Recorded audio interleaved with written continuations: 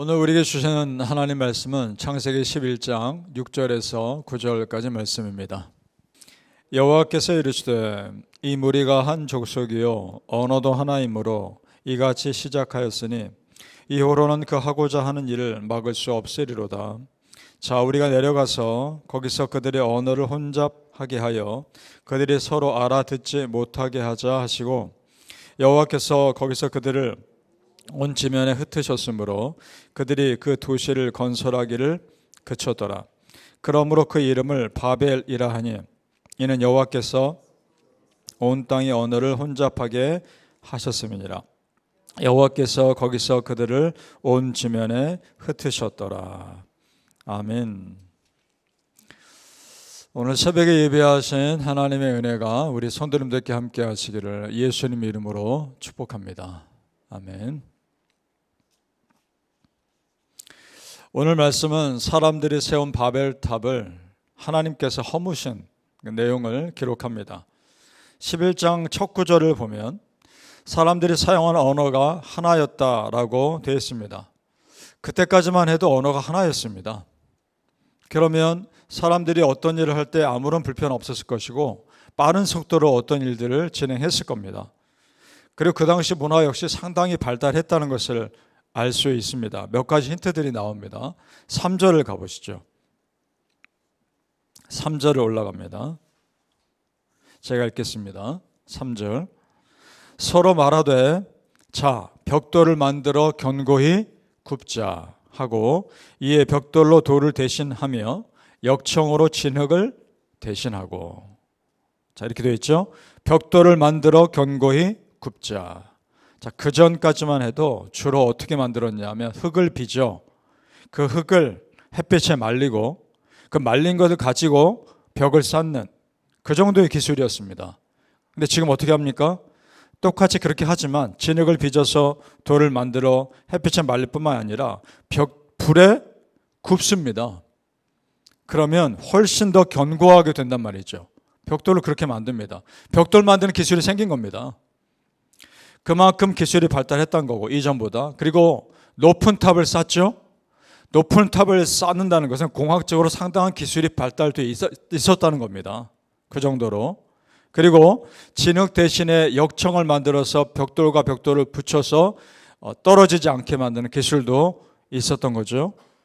그렇게 해서 높은 탑을 쌓으려 합니다. 자, 여러분, 여기서 탑을 쌓는 것 자체가 문제가 아닙니다. 그 탑을 왜 쌓으려 했느냐, 그것이 문제였던 겁니다. 그 목적이. 그것이 4절에 나오는데 함께 읽어보죠. 4절입니다. 시작. 또 말하되 자 성읍과 탑을 건설하여 그 탑 꼭대기를 하늘에 닿게 하여 우리 이름을 내고 온 지면에 흩어짐을 면하자 하였더니. 아멘. 이것이 문제였습니다. 탑을 쌓으려는 목적이 뭐라고 나옵니까? 우리의 이름을 내고 온 지면에 흩어짐을 면하자. 이것이 목적이라는 겁니다. 자, 하나님의 이름을 높이려는 것이 아니죠. 사람의 이름을 높이고 사람의 업적을 알려는 거죠.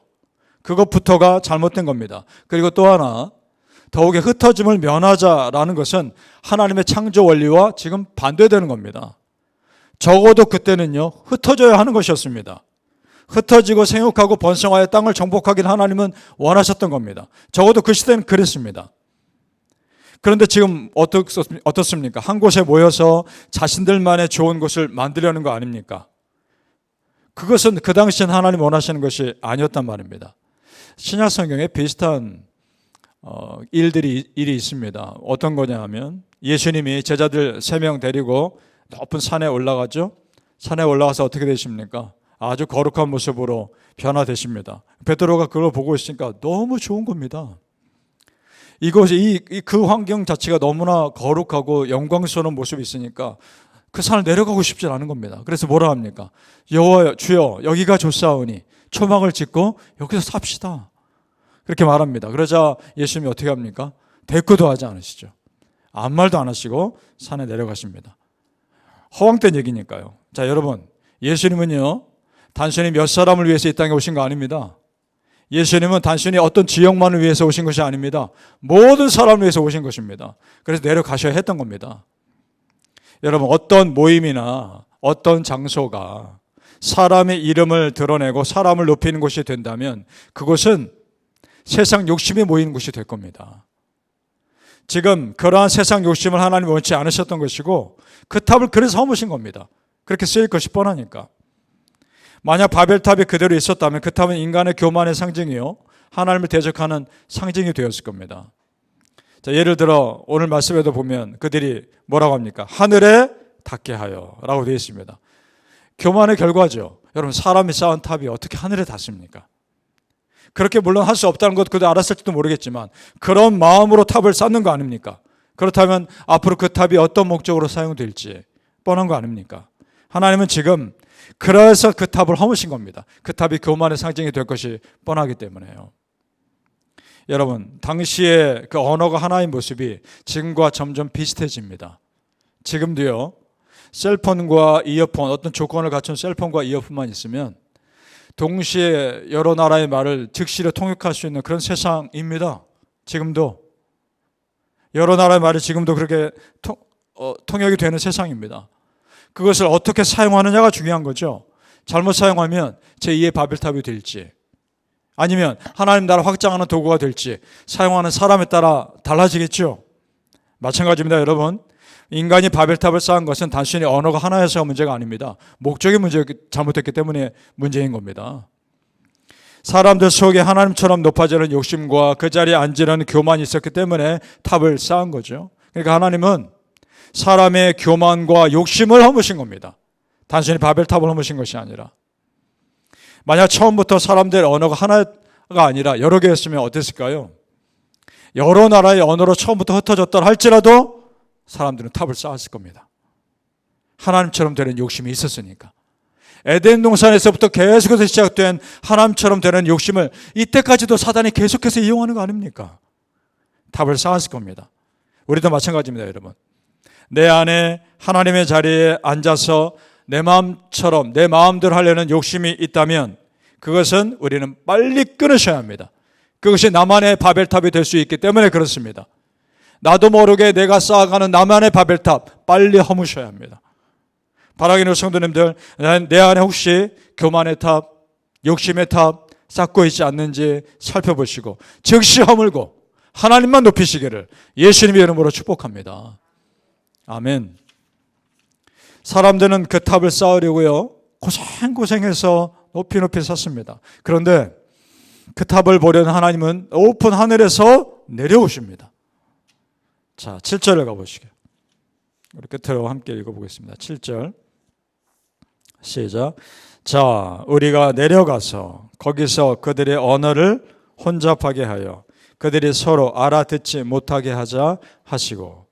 우리가 내려가서, 사람은 높이 쌓으려고 고생하지만 하나님은 내려와야 하는 겁니다. 여러분, 하나님과 우리 사람은 존재 자체가 다른 겁니다. 사람이 아무리 하나님처럼 되려고 높아지려 해도 도저히 도달할 수 없는 한계가 사람에게 있는 겁니다. 여러분, 우리는 피조물입니다. 하나님처럼 될 수 없습니다. 오히려 하나님의 은혜 아래 머물도록 창조된 존재입니다.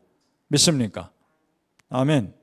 예를 들어 바닷속에 있는 물고기는 바닷속에 있어야 살 수 있고 안전한 것처럼 우리 사람은 하나님 앞에 겸손히 은혜를 구해야 살 수 있는 존재입니다.